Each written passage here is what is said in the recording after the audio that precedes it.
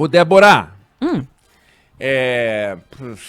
sabe tem umas frases que a gente diz, assim, que a gente escuta, que a gente repete, e a gente fala, é assim mesmo e tal. Quando a gente pensa, fala, se a gente fizer a pergunta assim, mas será que tem que ser assim mesmo? Vale a pena perguntar, será que tem que ser assim mesmo, né? Por exemplo, e eu quero falar sobre a discussão em torno do relatório da CPI da pandemia. O Renan Calheiros, ou gente do Renan Calheiros, ou seja lá quem for ligado ao Renan Calheiros, vazou o relatório. Bom, se tivesse vazado uma obra de Shakespeare, né? Se tivesse vazado um texto extraordinário, se tivesse, sei lá, uma obra do Machado de Assis, a gente podia discutir o vazamento, vai. Vamos discutir o vazamento, olha que absurdo, né? Mas posto que quando você pôde ler, você viu que aquilo era um texto complicado sobre o qual a gente vai conversar, o vazamento fica em segundo plano, porque se não tivesse sido vazado, ainda assim o Brasil seria exposto a esse texto que é um absurdo. É um absurdo. Então, vazado ou não vazado, a gente descobriu no domingo, descobriu na terça. O fato é que o Brasil foi ou será apresentado a um texto que é um vexame. É um vexame. E a frase a que eu me referi é, não, isso é próprio da política, é assim mesmo. Mas isso é próprio da política? Quer dizer, o processo político tem como uma das suas manifestações, que a gente entende que é própria da política, fazer isso que o Renan Calheiros propõe. Será que realmente isso é próprio da política, né? Não me parece que seja próprio da política. Não, a gente sabe que uma CPI faz um julgamento político. Perfeito. É um julgamento político. Não dá para você querer que eles usem os procedimentos do Ministério Público, né, que se preocupem com a maneira como magistrados conduziriam de forma independente, né, as discussões, coisa que o presidente da CPI não faz. Que a lógica do trabalho policial fosse seguido, até aproveitando a experiência, a expertise, o talento dos investigadores, sabe? Cheque os documentos, confira, leia, e então chame a pessoa para depor, para só então dizer e verificar se houve uma contradição ou não. Aqui não, já chama o cara para depor, prende, xinga o cara, é um negócio. Aí vai, chama o camarada e pergunta assim, que dia que foi? Como assim? Você não sabe que dia que foi? Eu comentei aqui, eu vou repetir para quem não ouviu. Quem ouviu, ouve de novo, vai. O ex-presidente da República, Ernesto Geisel, presidiu a Petrobras. E presidindo a Petrobras, ele recebeu para uma rara entrevista um jornalista. E disse, pois não, pode perguntar. Aí o jornalista perguntou, qual é a produção de petróleo do Brasil? Ele disse, está encerrada a entrevista. Aí disse, como assim? Não, se um jornalista vem entrevistar o presidente da Petrobras e não sabe qual é a produção de petróleo do Brasil, eu já estou temendo pela segunda pergunta. E na CPI a gente temia sempre pela segunda pergunta, porque as pessoas não sabem nada, não se preparam, com raras exceções. Aí o resultado é um texto, que é um julgamento político, mas ela desmoraliza a investigação, ela desmoraliza o Senado, ela desmoraliza o voto, ela desmoraliza o eleitor, ela desmoraliza a própria democracia. Ah não, a CPI é mais a grandes descobertas, é muito importante. Tudo bem, mas a CPI não busca uma verdade, ainda que seja uma verdade política, né? Ainda que não seja a verdade da forma como o Poder Judiciário buscaria, como o sistema de justiça funcionando. Mas se busca a verdade, como aceitar certas coisas, como a afirmação do genocídio? Como aceitar que o presidente da República tinha a intenção de exterminar os indígenas brasileiros? Sabe, o presidente Bolsonaro tem vários defeitos. O governo dele tem vários problemas. Nós não precisamos agora acusar o presidente de fazer uma coisa que ele não fez. Sabe, eliminar os indígenas. E é aquilo. fala em genocídio, aí esse negócio corre o mundo, genocídio. É um absurdo. Vamos esperar que eles mudem. Homicídio qualificado. 70 indiciados. 70. Quer dizer, tiveram que montar uma quadrilha, um quadrilhão. Lembra? Tinha quadrilhão do PT, quadrilhão do PMDB, quadrilhão. Agora criaram o quinquilhão, né? 70 caras, quer dizer, 70 pessoas fazendo besteira. E aí bota o Flávio Bolsonaro. O que o Flávio Bolsonaro tem a ver com isso? Me diz. O Flávio Bolsonaro é senador. O que ele fazia? Aí, aquilo que pra mim, desde o primeiro dia eu escuto, não dá. Não dá. E não vai conseguir provar. Na CPI vai escrever, porque cabe tudo, né? Mas não para em pé. A existência de um gabinete paralelo que conduzia a saúde do Brasil. O que tinha, e é indiscutível, é a devoção do presidente da República a um conjunto de bruxarias, entre as quais procedimentos e medicamentos ineficazes, comprovadamente ineficazes. Não dá para entender essa paixão. Dá para entender que em algum momento lá atrás, quando o presidente americano, o primeiro-ministro inglês e um grupo defendia o uso de alguns medicamentos, inclusive não havia muito o que falar, porque não tinha estudos, você se posicionasse a favor desses medicamentos. Aí o tempo passa e você continua a falar, a única pessoa do planeta Terra que fala isso, e esses lunáticos que a CPI diz que integram um gabinete paralelo. Então é o seguinte, gabinete paralelo é o conjunto dos profissionais que pensam igual e de forma errada. Então se você pensar igual de forma errada, você é de um gabinete paralelo. Gente, aí pegam o termo gabinete paralelo e a gente tem que pensar. Gabinete, quer dizer, então tinha uma estrutura de poder. Era uma estrutura de poder.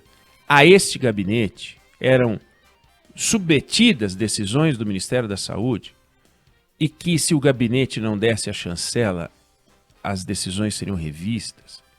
Tem um episódio, tem alguma história disso? Não, tem o presidente se reunindo com gente que pensa errado. Tudo torto. Bom, e qual é o crime de pensar junto? Se a gente for agora condenar as pessoas porque pensam torto, que tem o direito de pensar torto. Agora, agir torto não. Então vamos julgar as ações do presidente. Agora, gabinete paralelo. Aí um dos capítulos da CPI é uma investigação em torno de um hospital privado. Acho importantíssimo, tem que investigar mesmo.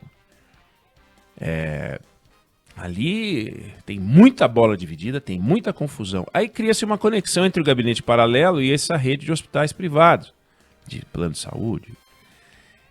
E aí a gente vai para um ambiente em que a impunidade está contratada. Você, ao apontar um crime que não existe, esse crime vai cair, você vai sustentar o tempo inteiro que o crime existia e que quem derrubou era a favor da impunidade. Não. Você, ao apontar um crime que não existe, estará dando a liberdade e a inocência para aquele que você acusou por absoluta irresponsabilidade. Não tem como segurar isso e manter isso. O texto não vai ser muito diferente do texto que vazou. Esse texto mostra, é o retrato do que foi essa CPI. Teve acesso a histórias extraordinárias, e tem coisa importante ali, e optou por incluir nas histórias extraordinárias um desfecho mágico, louco. Não existe gabinete paralelo, não existe homicídio qualificado. O presidente da República não mandou matar ninguém. O presidente da República não falou assim, como é que a gente faz para matar esse povo todo? Não faz sentido. O presidente da República defendia a imunidade de rebanho. Defendia a imunidade de rebanho, eu acho que defende até hoje a imunidade de rebanho. Não há crime em defender a imunidade de rebanho. Não é sensato, não é razoável. Agora, defender a imunidade de rebanho é um crime? Onde é que está no Código Penal? Então, se a gente não acha no Código Penal o ato a que se refere a CPI, não adianta colocar em outro artigo do Código Penal para fazer caber.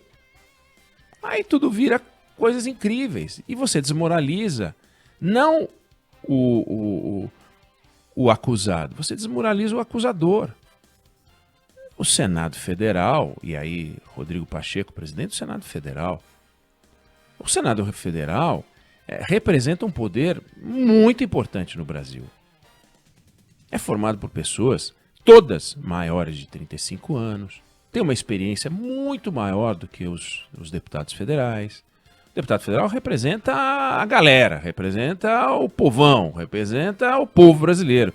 O Senado representa os estados, representa estruturas. Vários são governadores, né? Foram governadores, são figuras sêniores comparado à Câmara. A Câmara é mais juvenil. A Câmara tem uns moleques lá, uns caras que estão chegando e tal. Podem ser promissores, mas no Senado tem gente mais qualificada, mais preparada, com mais história. E aí desmoraliza o Senado brasileiro. E desmoraliza a política, desmoraliza o poder legislativo. Quer fazer o jogo de quem com isso? E fazer disso um jogo eleitoral? Só um jogo eleitoral? Os depoimentos de ontem foram de partir o coração. Os depoimentos de ontem são desconcertantes. Pessoas que foram levar a vida real, a vida como ela é, a dor da morte por Covid, para dentro do Senado. Qual o comentário que se pode fazer disso? Por que essa proximidade ou essa aproximação entre o povo e o Senado só neste momento? Por que a gente não leva também para o Senado, né, e para a Câmara dos Deputados o pequeno empresário, o microempresário, aquele que está passando fome, aquele que, não estou dizendo que o empresário está passando fome, estou dizendo como um outro item, o desempregado, para também ser ouvido, dar o seu testemunho e de repente os senadores fazerem alguma coisa para mudar esse cenário. Aquele que não consegue produzir, aquele que não consegue transportar. O Jornal da Band mostrou uma reportagem sobre a BR-163, uma rodovia fundamental. É um desastre aquilo. O Congresso Nacional tem que fazer alguma coisa, os políticos têm que fazer alguma coisa, o executivo.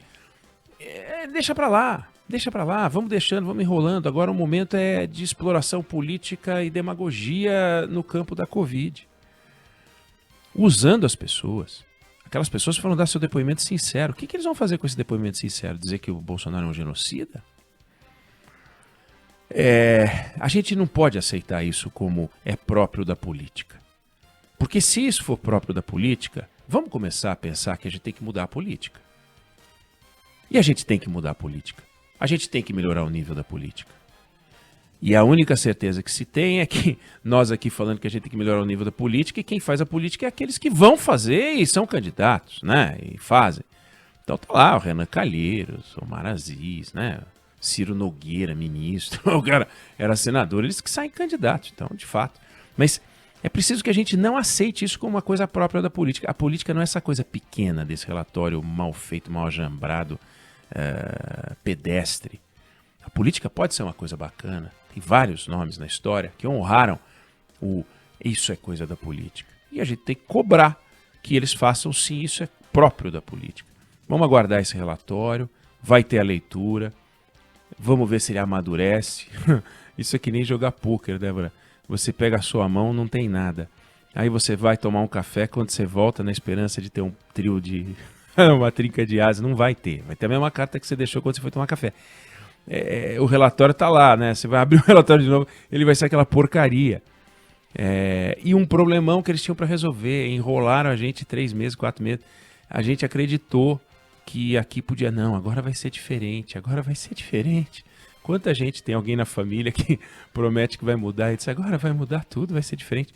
Tá aí, uma CPI que pode ter um destino lamentável, sendo que lidava com material precioso. O Brasil acreditou, o Brasil esperou. Vamos ver o que sai.